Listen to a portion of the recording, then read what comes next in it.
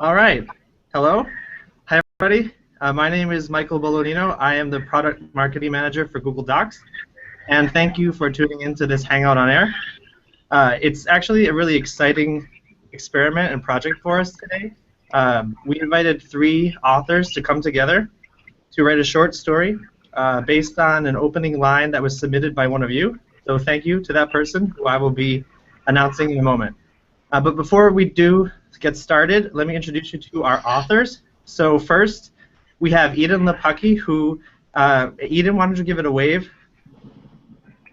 There she is. Eden is the author of the New York Times best-selling book, California, and she's also in California. Next, we've got Tope Olerin. He's the author of Miracle, and he won the Caine Prize for African Writing, and he's joining us from DC.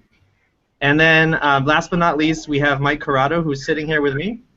Mike is the author of the children's book, Little Elliot, Big City, and that book is currently on the Amazon Best Books of 2014 list. All right. So in addition to the 3 authors, we've invited Grant Faulkner from the National Novel Writing Month. That is a project that he's going to explain, and we thought we would take this opportunity to blend Google Docs with the National Novel Writing Month project so that we could see what would happen when these 3 authors write a short story based on one line. So before we do that, Grant, why don't you tell us a little bit about your organization and what you guys do? Yeah, thanks so much, Michael. We have a mantra, we have a saying that everyone has a story to tell and that everyone's story matters, and we see evidence of that every year. This year, nearly 500,000 people have signed up to write novels in our programs, including 100,000 kids and teens. And that's around the world, beyond the United States. So it's really International Novel Writing Month. And they're signing up to make creativity a priority for a month, which is really important. And I'm excited about this event because I feel like it celebrates 3 crucial parts of NaNoWriMo. NaNoWriMo is what we call National Novel Writing Month. And the first thing is writing together. There's this mythology of the solitary writer, and we kind of break that down in a number of ways. We have round-the-clock at NaNoWriMo word sprints on Twitter, and so people give challenges, writing prompts or writing dares, and then you write as fast as you can for like 5 minutes, and it really helps people move their writing forward. We're all about moving writing forward and writing that rough draft, because writing the rough draft is what many writers. And then we have 800 municipal liaisons around the world who are organizing live writing events. We're in more than 600 libraries in our Come Write In program where people gather to write together. And every year in our forums, there are more than 1 million posts of people chatting about different writing topics. But then I really like this writing event because I think it encapsulates the art of improvisation. And writing a novel in a month, 50,000 words in a month, is largely about improvisation. You've got to write quickly. And the fundamental rule of improvisation is to say yes and, so that you're not shutting down ideas, you're opening yourself. And so I think that for these guys to be as successful today, they've got to open themselves up to each other's ideas and run with them. And then lastly, NaNoWriMo is about having fun with writing and creativity. I think sometimes writing can become really a kind of overly serious thing, especially for published authors, because you're always thinking of it about, what other people are going to say about it, and is it going to sell, and can you publish it?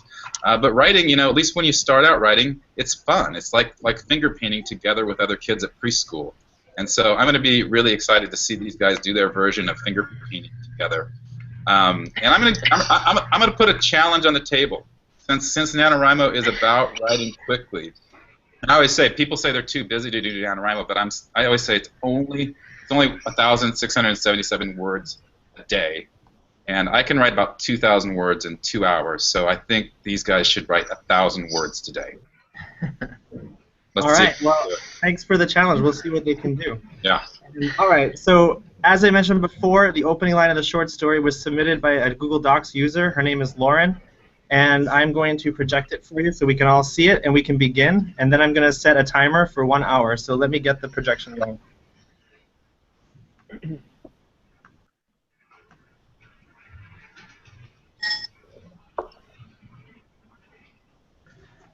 Okay, so hopefully everybody at home can see our opening line. I'll read it to you. She didn't know what on earth possessed her to say yes, but there she was at 8 o'clock on a Sunday morning, bags packed and ready to go. All right, writers, take it away. Okay, so this is Eden, and I agreed. I volunteered foolishly to go first, so I'm just going to start, and then we're going to switch it off, okay?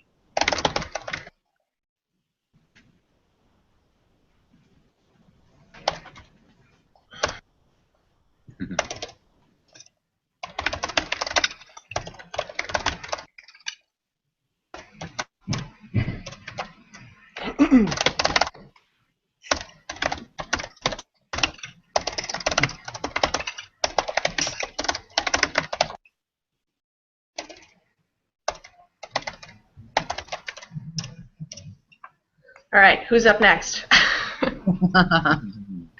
Well, I had one thing in mind. You've taken it somewhere completely different, so. you weren't expecting. I don't know where the emu farm. I cursed the emu farm already. Okie dokie.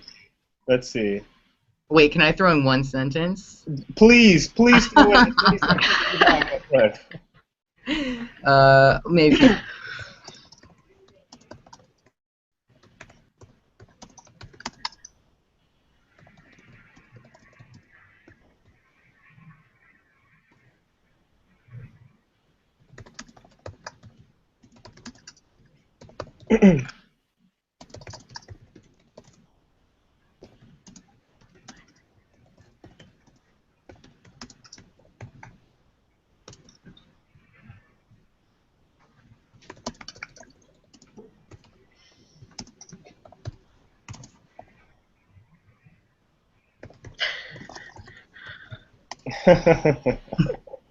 What's going on here?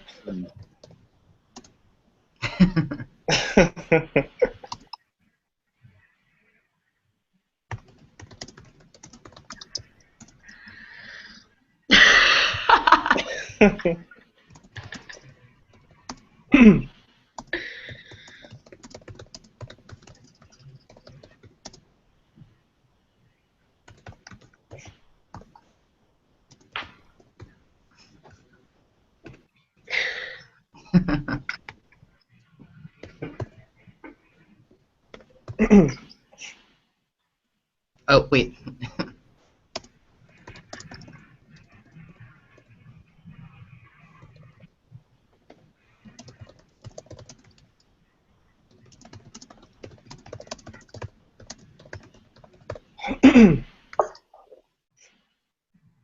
All right, all yours, Tope. Okay. Is this bags, by the way? What's that? Is that fine? Yeah, that's bags. Okay. Oh, sorry. What did I No do? problem. Uh-oh. How do we...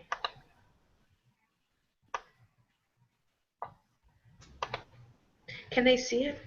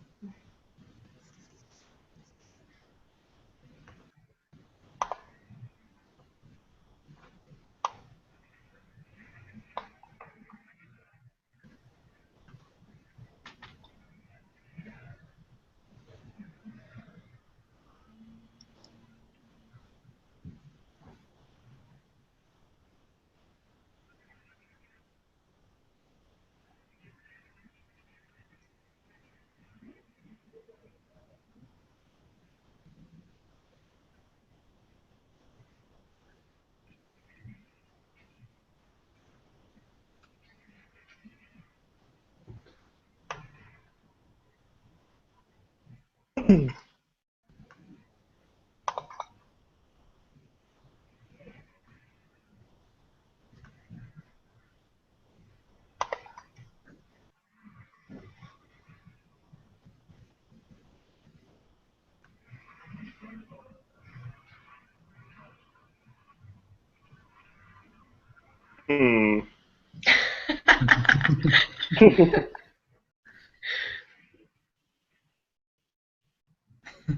Ah, okay.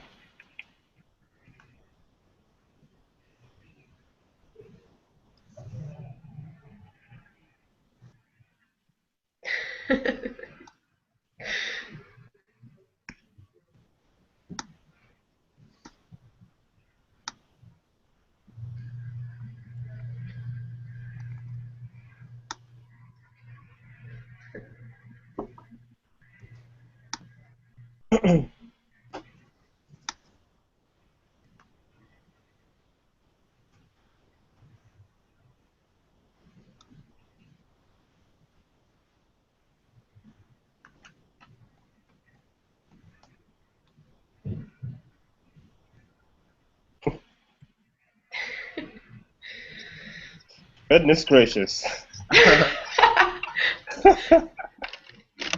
Well, I can go on now. Okay.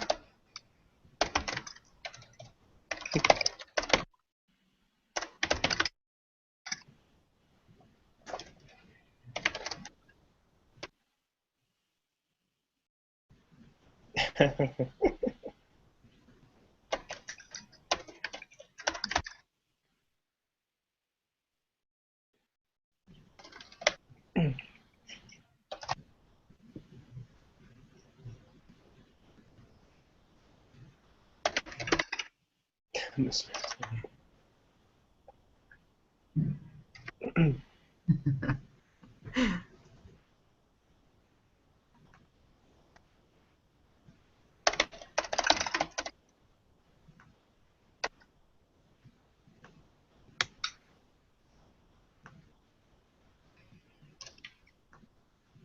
Who's next? Here I've been working on this.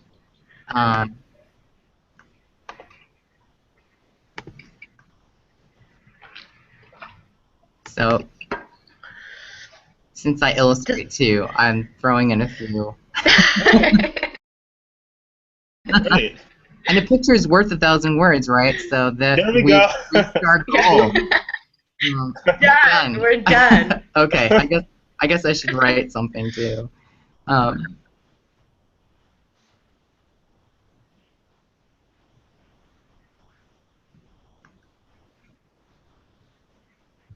think we need to get her there. Yeah. Maybe do like asterisks or something and just get her pulling into the driveway or something. Mhm.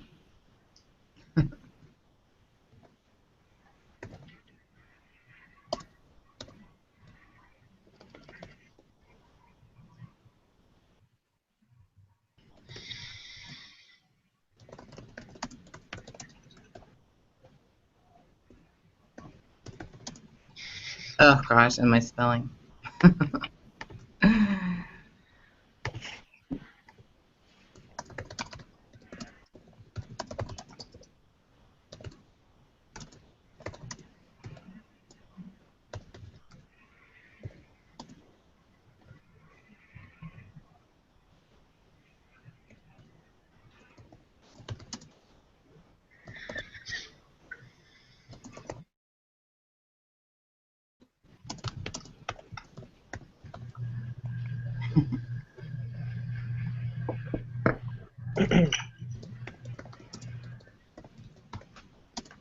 Mm.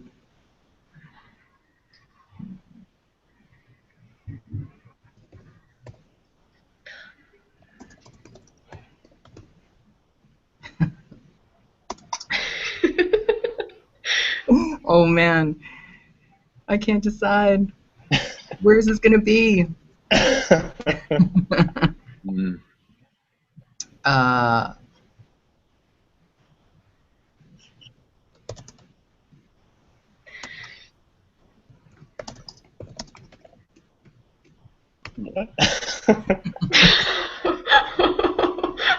next. Okie dokie.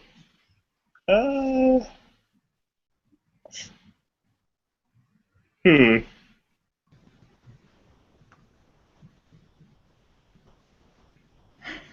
He stumped him.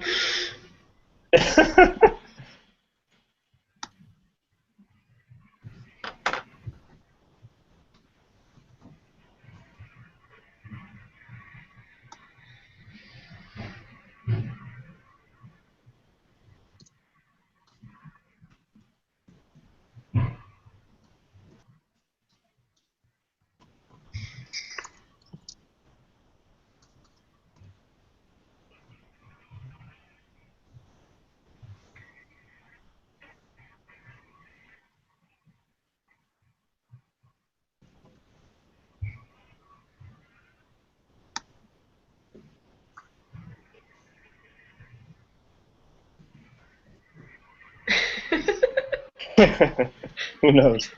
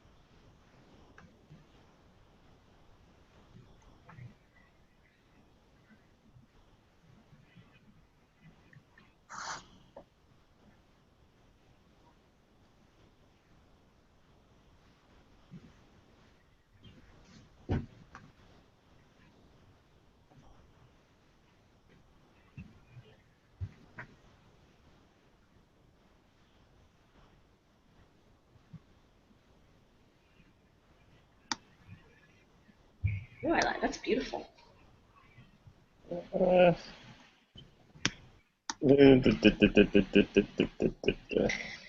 I it be think that's a good. Go Okay. ahead. Sorry. No, I go think ahead. that's Go a ahead. good ending of the. I think the paragraph is really beautiful, and it should end on that sentence. Okay. With the question. Thank you. What do you? I'm happy with that. That's Pulitzer Prize winning. Has anyone alerted the Nobel Committee yet? I think they're watching right now. They are watching. Where's my? What parental advice? I know, right?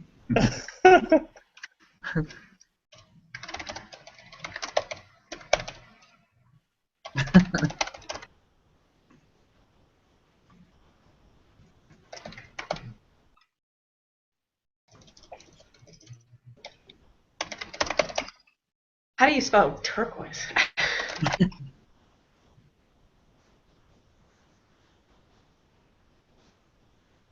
I think it's nice for the viewers to see that writers struggle with spelling. Oh, wait a minute. There's an extra I. There we go. Yeah.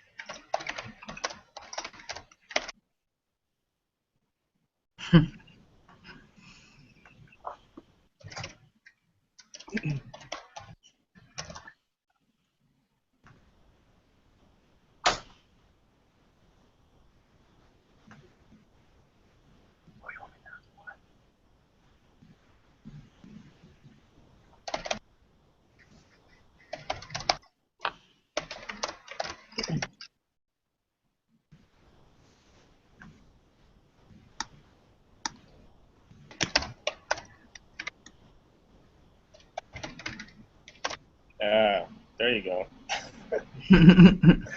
That's how you spell it.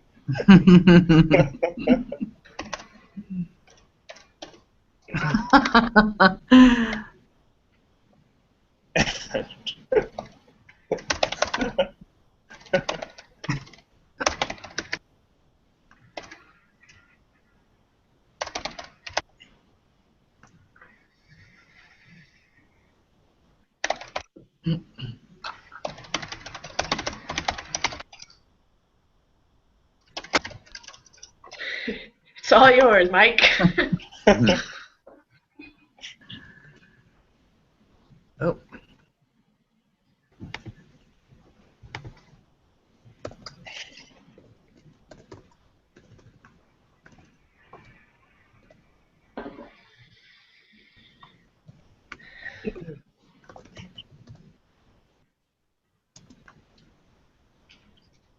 Wait, what is her name again? Henrietta. Thelma. Thelma. Okay. Thelma. Of course.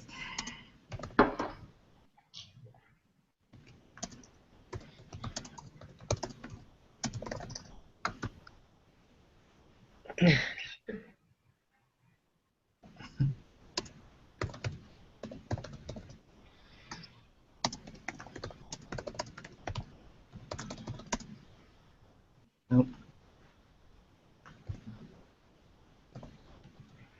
Oh my gosh. La la la. No one's looking.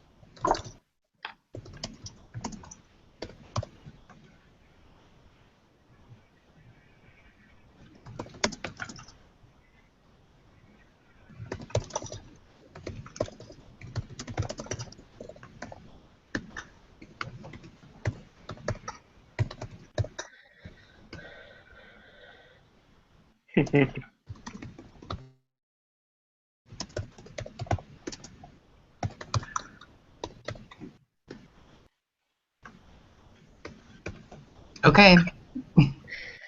Oh man, introduce another character in that. Sorry.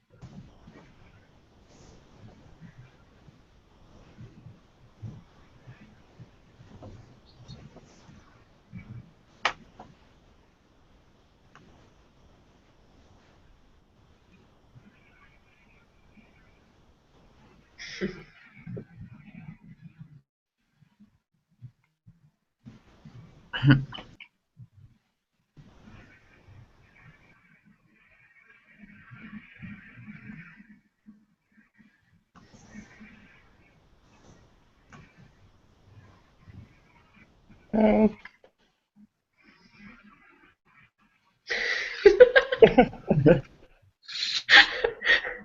This is a very important sentence. I know exactly.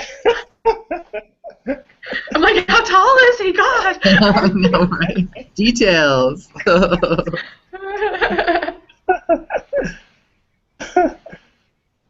Let's see.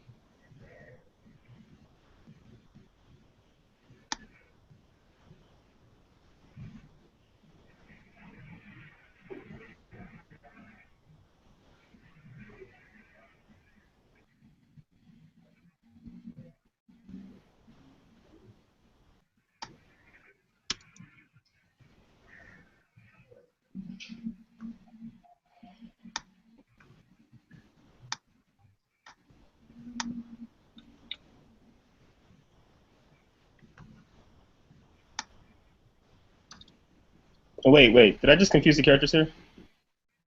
Oh. And Thelma's the mistress. That's right. oh, Yes. sorry, Yes. Thelma is the mistress. Mistress and no.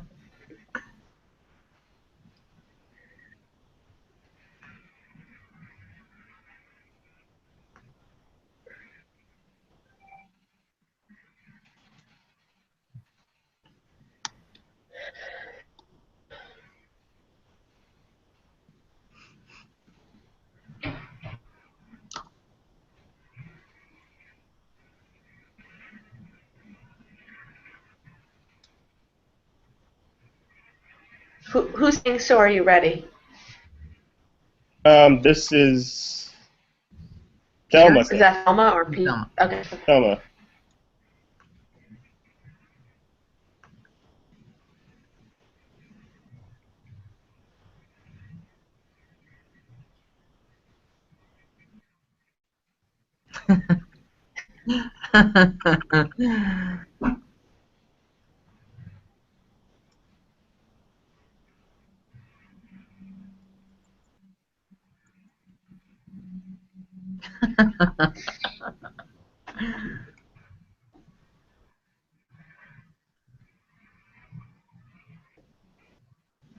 Okay.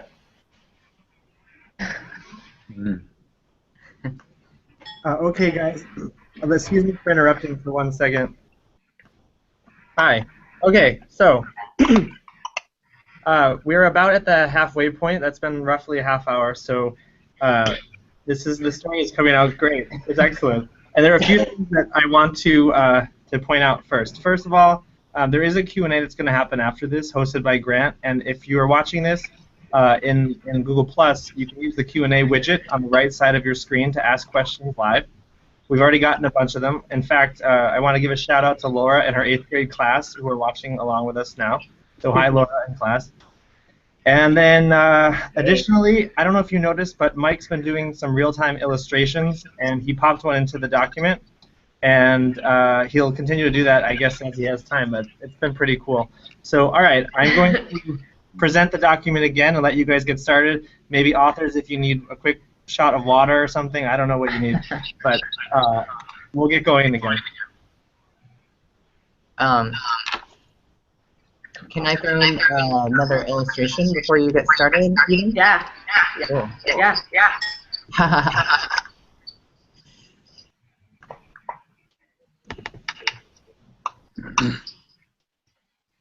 Alrighty. Mike. Oh, I forgot the mohawk. Dang. The what? The mohawk. She's supposed to have a mohawk. Oh. Yeah. Well, it's back. It's back.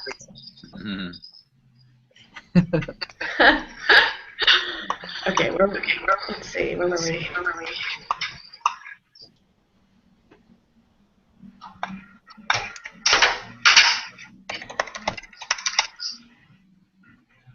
Is it going?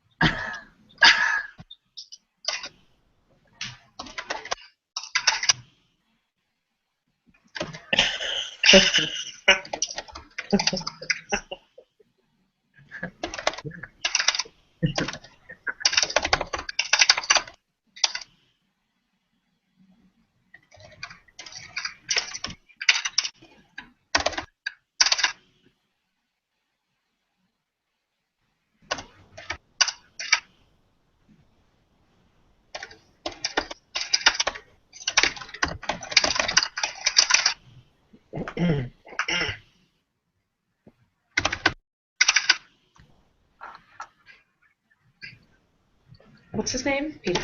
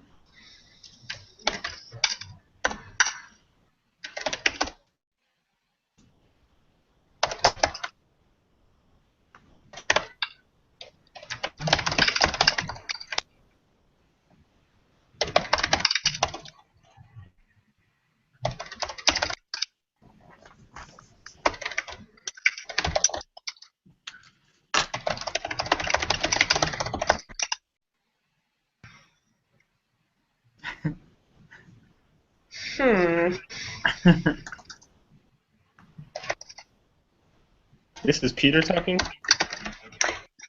It's Eden, but for some reason my thing is saying it's. Oh no! Sorry. This is Henrietta. Henrietta, yeah. Rita's Peter's mom. Yes, okay. But I. Okay.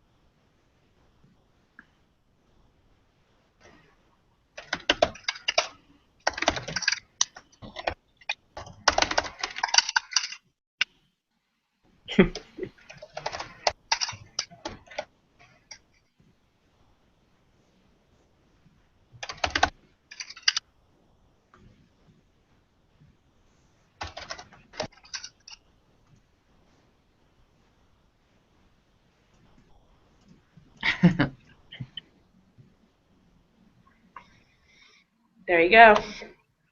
Oh, thanks. Well, let's see here. Uh-oh. You gotta get him in the sweat lodge. Come on. You've got a lot to work with. Okay. I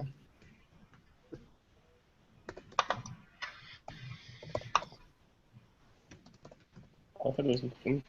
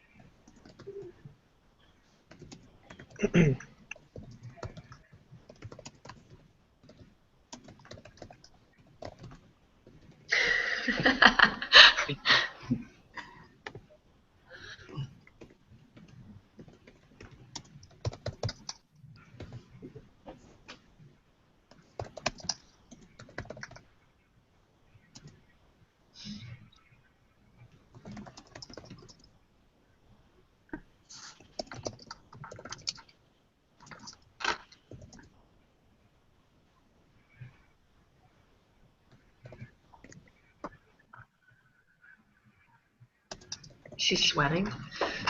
Yes, I'm getting there. I'm sorry. I want you to describe the sweat. Yes. Okay. Thank you for that. Challenge.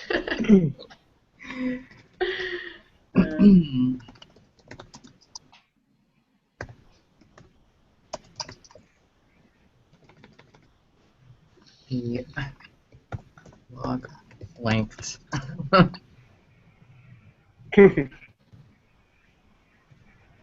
um,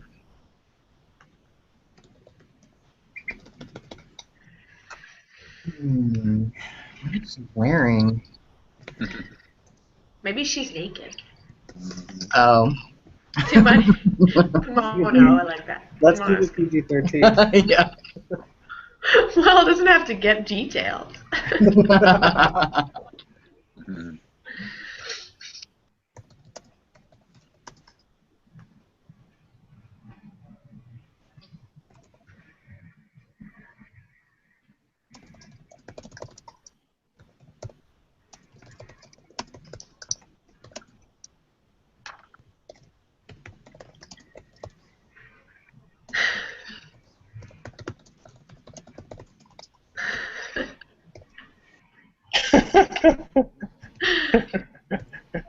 Club girls.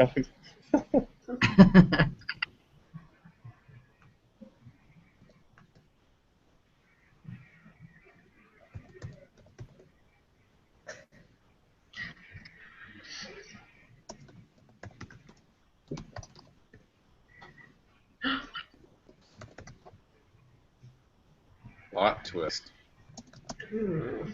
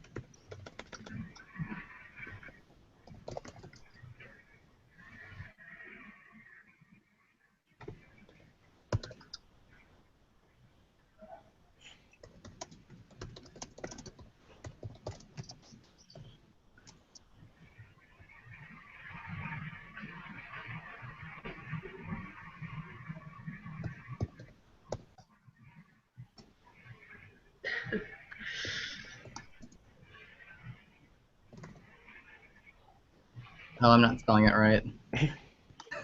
Anyone know their Egyptian gods? All right, I'm just No. that's too much.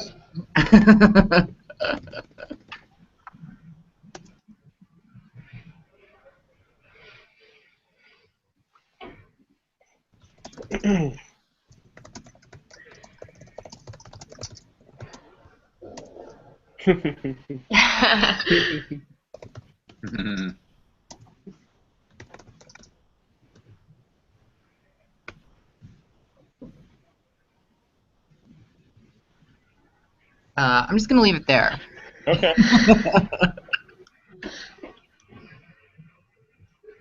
Let's see.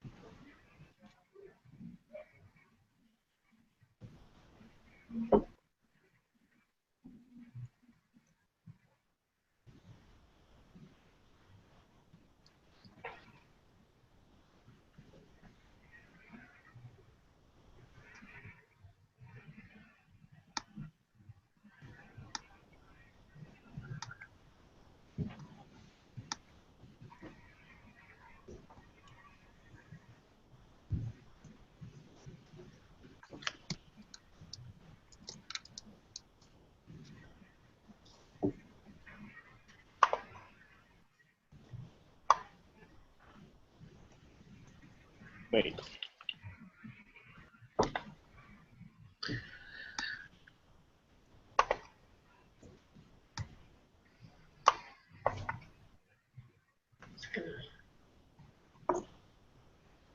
All right, I think it's.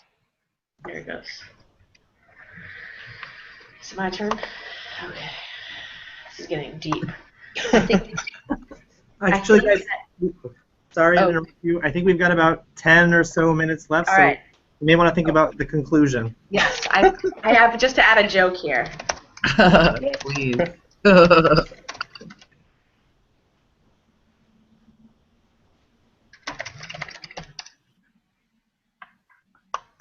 Does that make any sense? Plastic surgery. Anyway. Yes. Okay.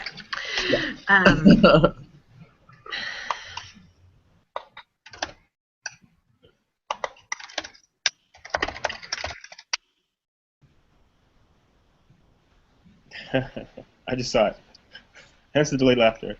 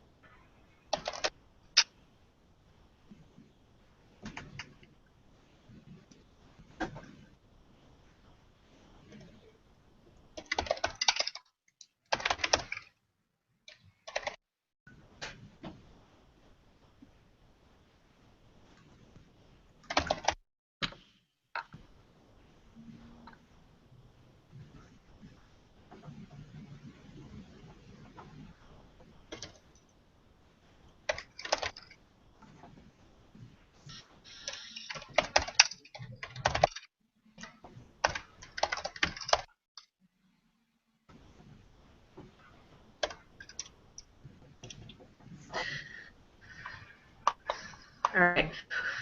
Oh Someone- man. All right, I'm gonna put in another picture and think of a brilliant ending. Oh wait, this isn't uploaded yet.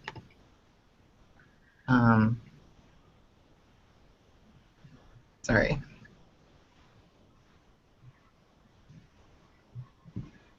Let's see.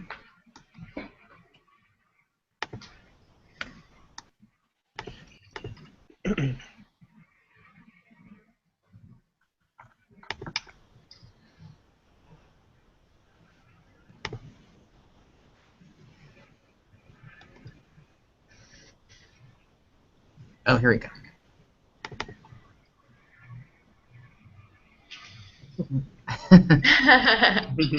That's good. There's the mohawk. That's really good. Indeed. Thanks.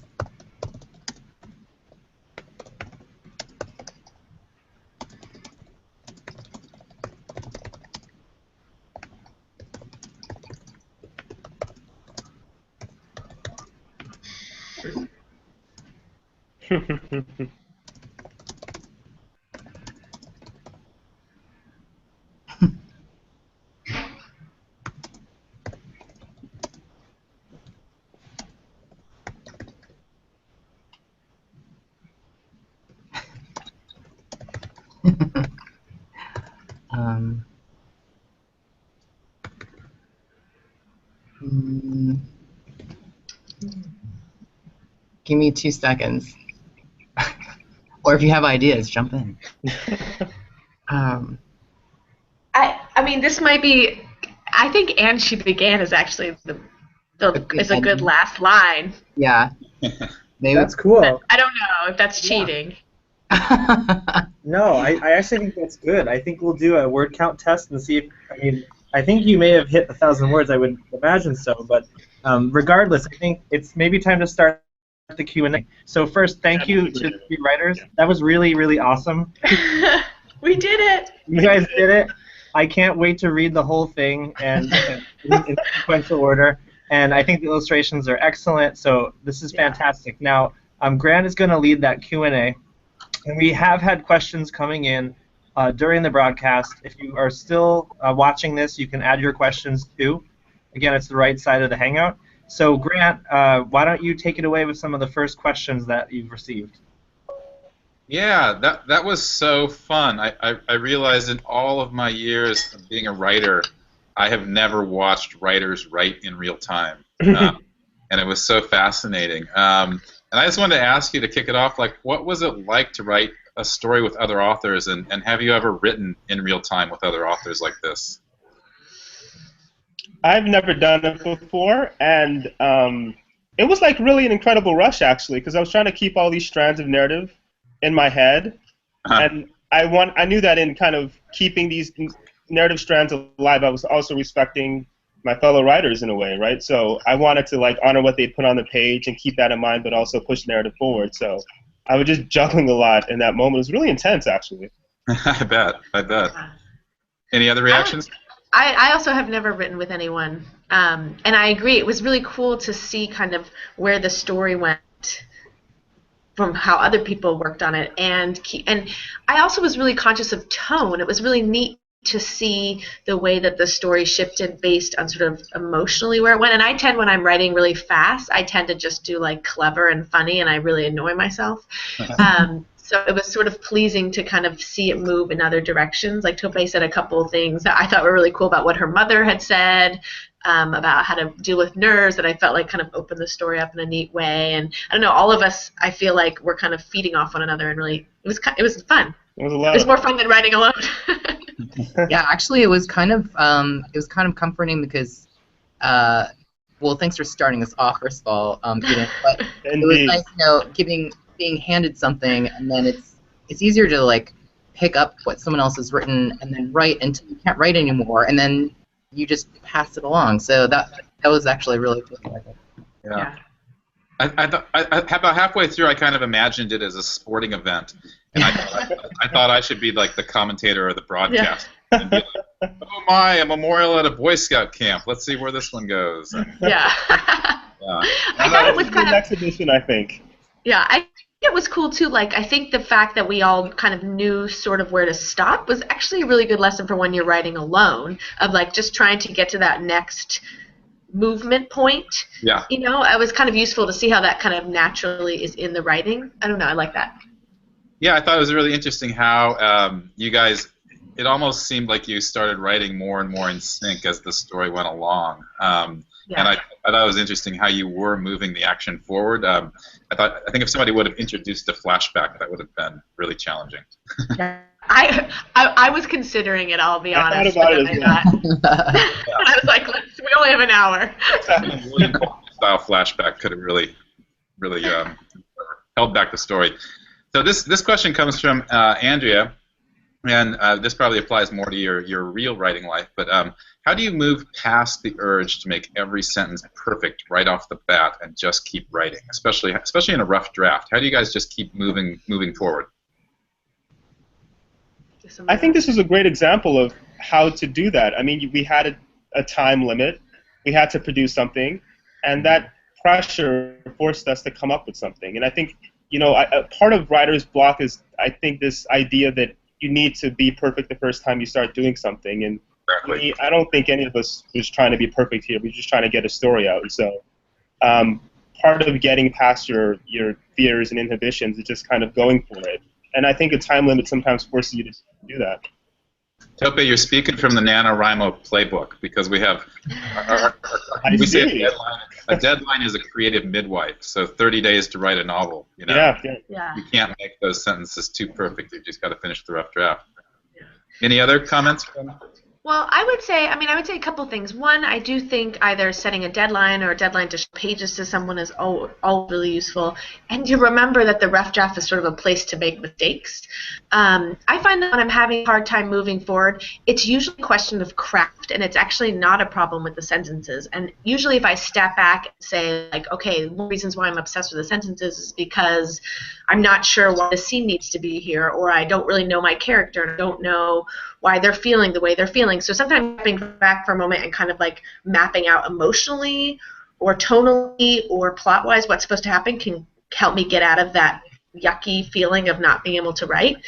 I will also say that sometimes I think sentence making can be really fun, and spending an hour on a paragraph can be really juicy, beautiful experience, and not necessarily one that you can't do that every day or you would just never get anything done. But sometimes maybe you need to have that one day when you let yourself really focus on sentences and take joy in that and remember that that's really fun. And then the next day it kind of will like unstick you to be more freeing. Because I'll spend one day on a paragraph and the next day write 5 pages. And I kind of need that like elastic metabolism. But if you do that all the time, I think you get too precious about it. At least I do. Yeah, do whatever it takes to keep your creative momentum going. Yeah, totally. Yeah. Did you have anything to add, Mike? I mean, they pretty much said it. I mean, you can't limit yourself by making the perfect sentence. You just have to get your ideas out on the paper, and that's what's important. And then you can always, refine things later. Because then you have to. I find I have to fill the page. Like if I leave it blank, it just gets scarier and scarier. So even if it's horrible, it's just like no one has to see this. Like I'm just gonna write all my bad stuff, and then I can delete all the bad stuff later. So yeah, we always say you can't edit a blank page in NaNoWriMo. True. That's a good point. I recently read an interview with the author Karen Russell, and she said 90% of a rough draft doesn't make it into the final revision. So always a draft in motion. This question comes from Tom. Where do you go to do serious writing? Somewhere quiet or a cafe? I have always been.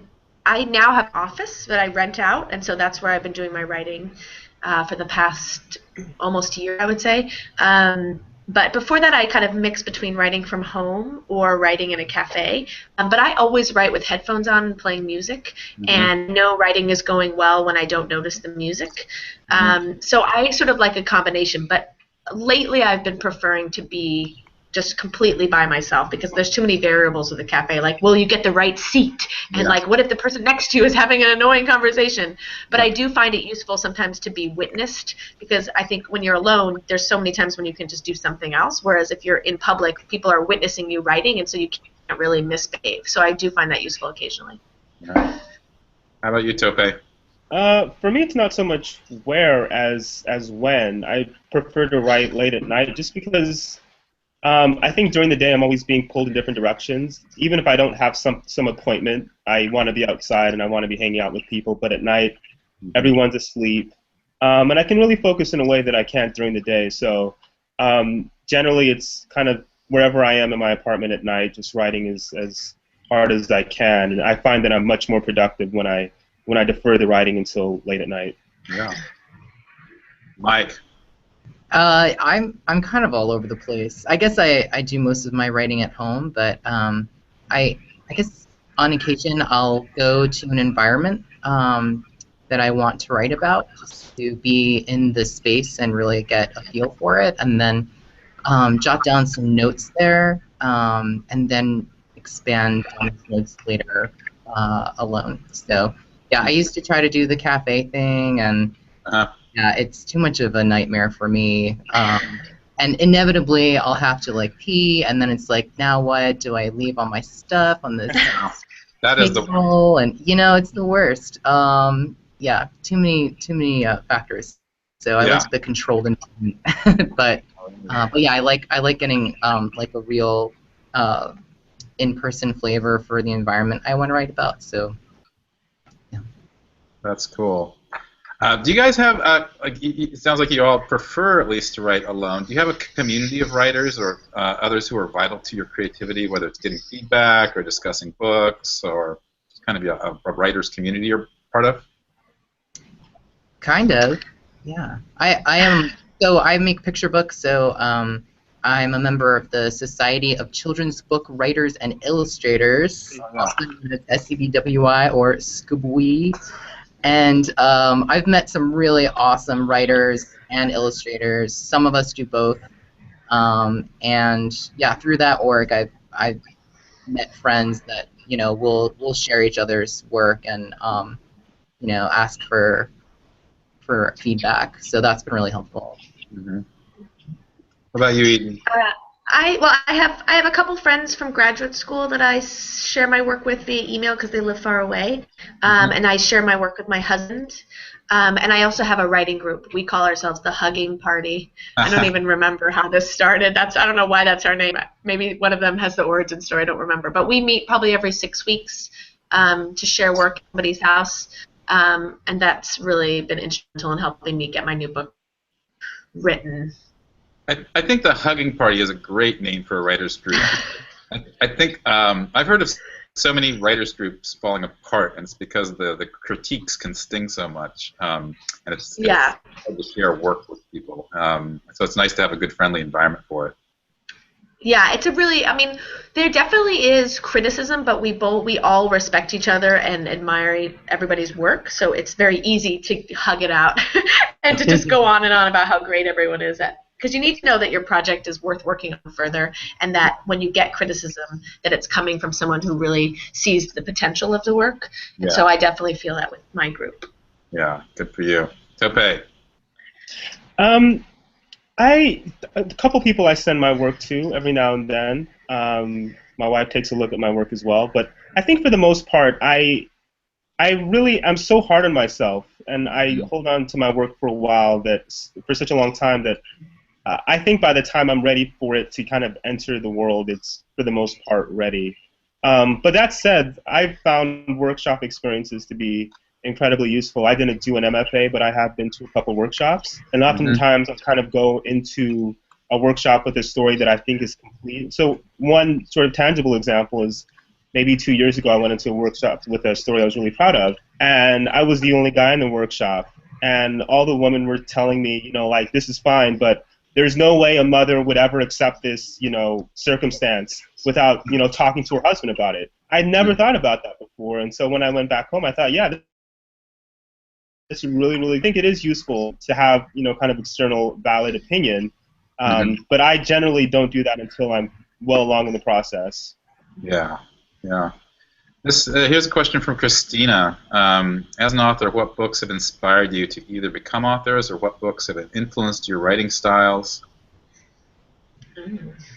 I have so many books that I feel like if you want to write, you have to read. It doesn't really make sense to write without reading. It just seems strange to me. So, there's been so many authors who have inspired me. So, like Margaret Atwood and John Williams and Edward Jones and Lori Moore and Tonya Nelson, Tom Burry. I'm on a big Edith Wharton kick right now. So I just feel like they have all sort of, I like to say they've kind of entered into my DNA as a writer. Just inspired me and made me want to be better, and I love reading. Yeah. Mike, how about you? I always blank when I get this question. I promise I read a lot, but I guess with picture books like Chris Van Allsburg, Ian Faulkner, Margaret Rice Brown. I mean, there's so much, and then I also think my grown-up books really influence a lot of things, even though they seem kind of disparate. Like, I really love Bill Bryson, and I actually really love reading biographies. Nancy Goldstone is someone that I love reading. So yeah, it's kind of all over the place, but it's all relative. So. Yeah. Tope. Yeah, this is a difficult question. As it happens, I was just reading Edward P. Jones, so I'd highly recommend him to anyone out there who's interested in it. Oh, you're in D.C. too. Exactly, yeah. James Baldwin is another massive influence. Alice Walker. I love poetry, so people like Tomas Tranströmer, Mark Strand, those kinds of people. Also, Wole Soyinka is a guy that I loved and admired when I was growing up, and I've read him a great deal. So many. Dennis Johnson, Jesus' Son, is, I think, one of the sublime collections of stories out there. And I've read that like 20,000 times. So, yeah, a number of things. So it's interesting you mentioned Jesus' Son, because I was just thinking as everyone answered, is that sometimes I'll write a story and I'll have my author hero in mind, like I'll want to write a Dennis Johnson story. I've tried to write many Dennis Johnson stories to emulate Jesus' Son. I think everyone who's read a Dennis Johnson has tried to write a Dennis Johnson. Yeah, and it's hard to grasp what makes his stories exactly work, but I've always wondered if, and I'll read his stories while emulating him sometimes, or I have. Does anyone do that? Do you read sort of one of your author heroes, and how does that affect your writing? Does it help it or hinder it? I have an admission to make. The first time I actually did National Novel Writing Month back in 2007, I just started reading George Saunders, and I was trying to write in his voice, which made absolutely no sense to my protagonist whatsoever. But I just found his voice so affecting and so potent that I couldn't even help myself. I just was writing in this weird voice about amusement parks and the kind of off-center amusement park where bad things happen. So yeah, I think sometimes, especially when you're starting, you can't necessarily control the influence, because what often happens is that you read a piece of writing and you kind of recognize a part of yourself in that, so you begin to think that this is the voice that you have to assume. And I think it's only by kind of this long extended process of trial and error that you discover that you have a somewhat unique voice that isn't quite this and it isn't quite that, but certainly is composed of these kind of disparate parts. Yeah, interesting. So you say authors should just go for it then. If you've got a voice, then authors. Yeah, you have to work out the influence, right? Like if you spend any time in an art gallery, for example, and you take in the kind of long trajectory of an artist's sort of painting life, you'll see at the outset they're kind of emulating someone else, So there are kind of, Picasso's case, he was influenced by the Impressionists, so he starts doing impressionistic things, and then he starts moving forward in his career, he discovers his own unique voice. I think the same applies to a writer. You read something that kind of grabs you by the collar and won't let you go, and you think, well, this is the way I have to do it. And you discover that, well, I can't quite do this, but I can do something else that will hopefully have the same impact on my reader. Mm-hmm. Any other thoughts, Eden or Mike? Yeah, I mean, I had never set out to emulate an author, but I think you can see some of my influences kind of work to work depending on what I'm working on. Like California, I think obviously owes a debt to Margaret Atwood, and I'd be the first to say that. I do think that's a good argument for reading widely, in that if you're reading all the time, for 1 week you might be reading Edward P. Jones and your style might get kind of elevated and omniscient, and then the next day you might switch to Martin Amis, and then so there's kind of an acrid tone that comes in. But if you're switching to somebody else the next day, then it will sort of all just come on the wash, so to speak. And I think it does take time to kind of figure out who you are and what you want to say. And I also like to think of voice as something that's not stagnant or fitted, but something that kind of evolves as you evolve, as depending on what you read and what happens to you in your life and what subject matter starts to interest you. So I really like that idea. It makes me excited as a reader to think about what parts of my voice will stay the way they are now and what parts will be replaced by something else depending on what I've read and what happens to me or what I'm writing. That makes it exciting to start something new. Mm-hmm.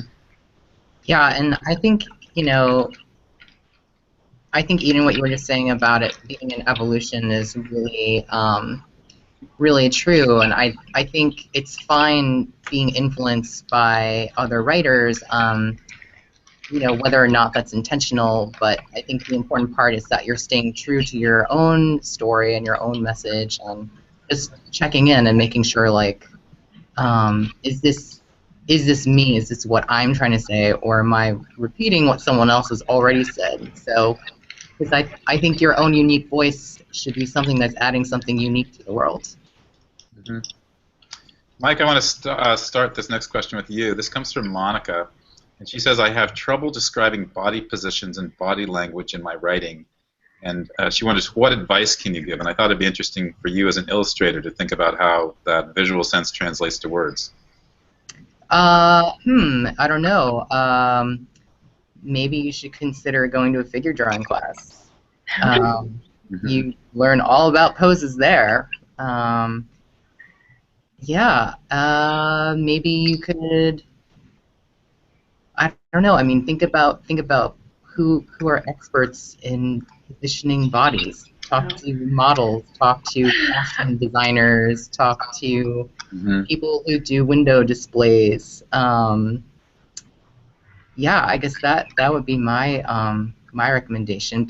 Just think about who lives in that world. Like with anything that you need to do research with.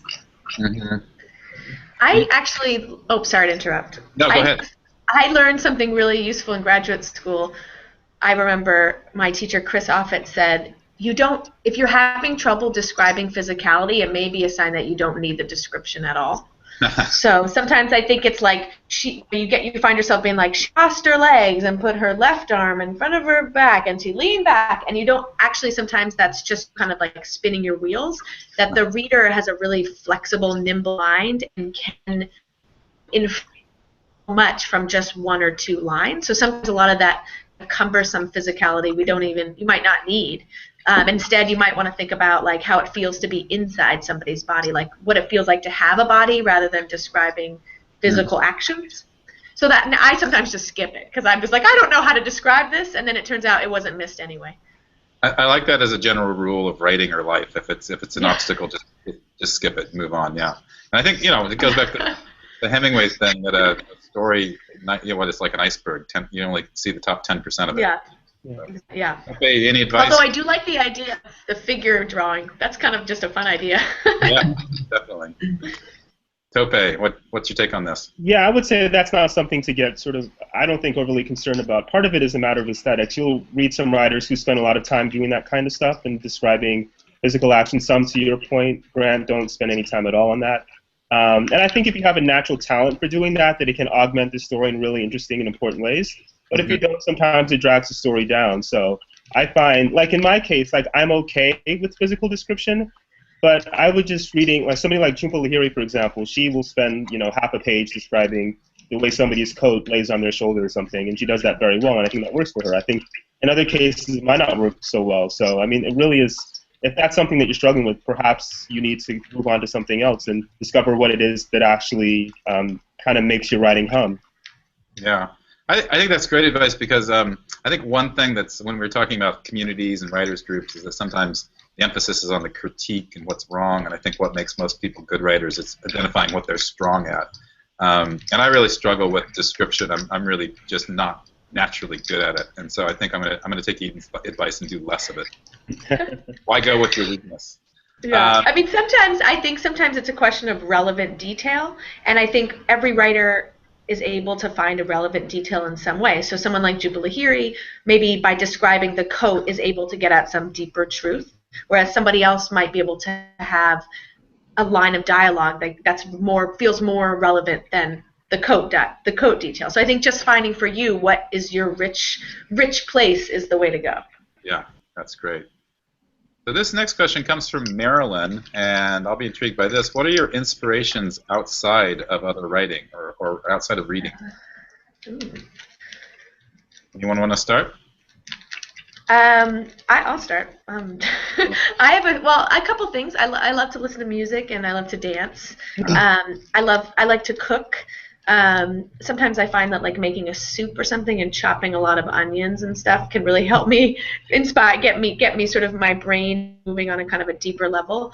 I also have a 3-year-old son, and he is really verbal and very imaginative. So I have to tell him stories. Grant, I was telling you this earlier. He makes me tell him a story about 5 times a day. So I have to tell these sort of beginning, middle, and end narratives, usually about knights, and they have to have a sledgehammer.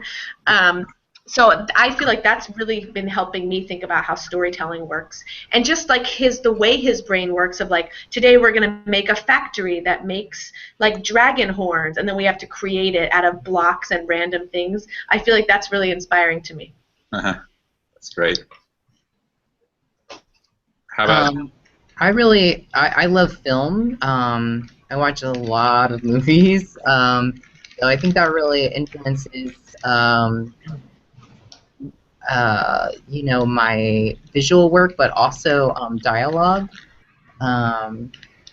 So yeah, I love film. I love sugar. A lot of baked goods and ice cream.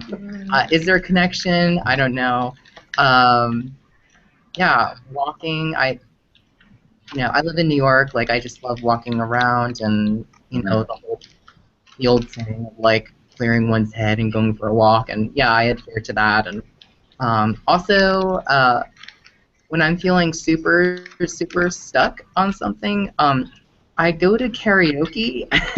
Oh. Just go to a small private room and just wail out some songs, and then by yourself. Sometimes, yeah, and sometimes with friends, but I don't know. It's just something about like making really loud noises with my body helps clear my head, and then I can go back to, I don't know, being. I love that. I'm going to try that. Next time I'm stuck, going down the street and doing some karaoke. Tope, you do quick karaoke for inspiration or something? Not for inspiration, but for other things. No, when I was in grad school and I started writing, I discovered that I had this compulsion to watch a lot of films. I was watching a lot of movies. I was going to the art gallery a lot. And I wondered why I was doing all these things, because to me I didn't see a direct connection between my sort of going to the gallery and watching film and to my writing. And I was into Susan Sontag at the time. I was reading a lot of her work, and I discovered in one of her journals that she had written about how she wanted to honor her impulses, and in so doing, her ability to kind of write and to analyze improved exponentially. And I really took something away from that, like this idea that I needed to honor my impulses. So today I still watch a lot of films. I still go to the gallery all the time. I still go to poetry readings. And I have this belief that I'm sort of constantly feeding my subconscious. So I can't fully account for what's happening in my brain when I'm doing all these things, but I see the result in my writing. In other words, I think I'm able to hopefully make connections that I wouldn't be able to make before. And I'm able to kind of see the prose and write the prose in a way that I wouldn't be able to otherwise. So for me, that's been incredibly helpful. Mm-hmm. Well, you know, when Eden was talking about the storytelling to her children and how that like introduces like a sense of play, I guess I'm curious because I at least feel as a writer sometimes I lose that sense of play because I'm so dead serious about writing something good and getting it published and all that kind of stuff. Do you have ways to introduce playfulness into your own writing, or is that a valuable thing for you? Start with Eden. Again? Yeah. I mean, I don't like to. Oh, my headphones are coming out. I don't like to outline or anything because I like to have a sense of possibility in my work. Mm-hmm. So in some ways, that sort of lets me be free. And I have little like in jokes. I like to put in little details that only somebody I know could recognize. And I do baked goods and coffee are really important to me. And I find that I can use those as like a reward system, but also sort of like get me kind of hopped up on sugar, and then I can write a little bit more. But I think the general sense I have with play is, one, not kind of only being a couple steps ahead of myself and kind of daydreaming my way through work. And then also really, I mean, for me, writing sentences is play, and that I need to remind myself of that. And so, you know, coming up with like a really fun image or like a little joke or like a detail about someone's outfit, it's just really pleasing to me, and I have to those are the things that I love about writing, so I try to remind myself of that and let myself do those things when I'm working.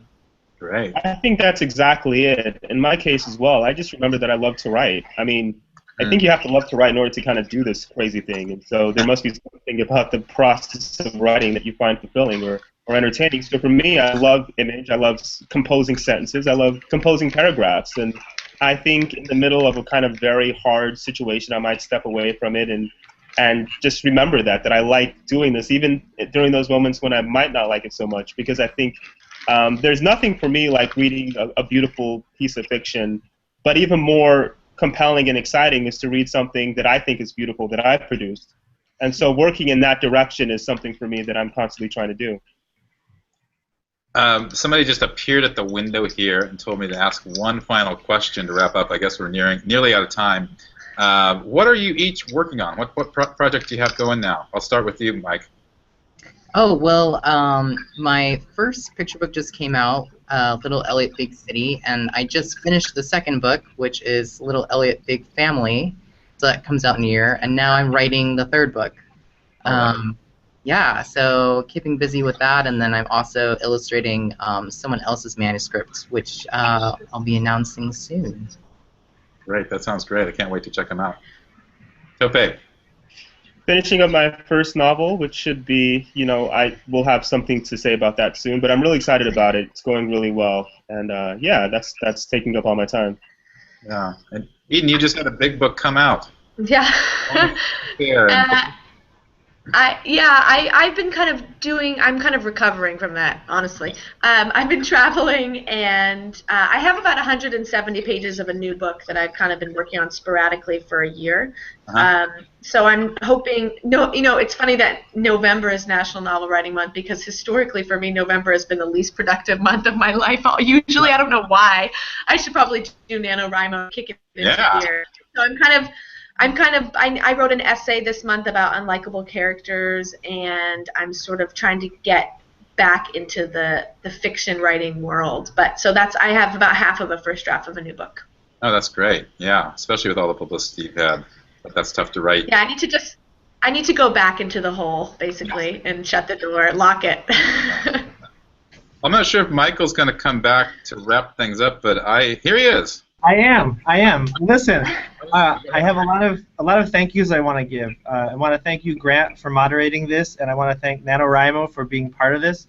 I of course want to thank Mike, Eden, and Tope, because it takes bravery to do what they just did and to do it publicly. So thank you. And also, we've had a lot of questions that Grant couldn't get to. So for those folks, thank you. You can ask more questions on the Plus page, our Google Plus page, and I'll see about getting some answers to you. But I also wanted to give some shout-outs. We had Laura and her 8th grade class tuning in. We had the Burgundy Farms Country Day School tuning in, a 6th grade class in Liverpool, New York, and Howard Community College in Maryland. So we had lots of people beyond that, too, but those people waved their hands and said hello. So thanks again, everybody. And, yeah, we'll wrap this up. And 2 important things. First, the final story will be published live soon. And wait a minute. Exactly. And we'll also be publishing this video recording so that you can watch it over and over again and get inspired and see how it all went down. So, again, thank you, everybody, on behalf of Google Docs. And, yeah, we'll see you next time. Thanks so much, Mike. Thank you. Thank you.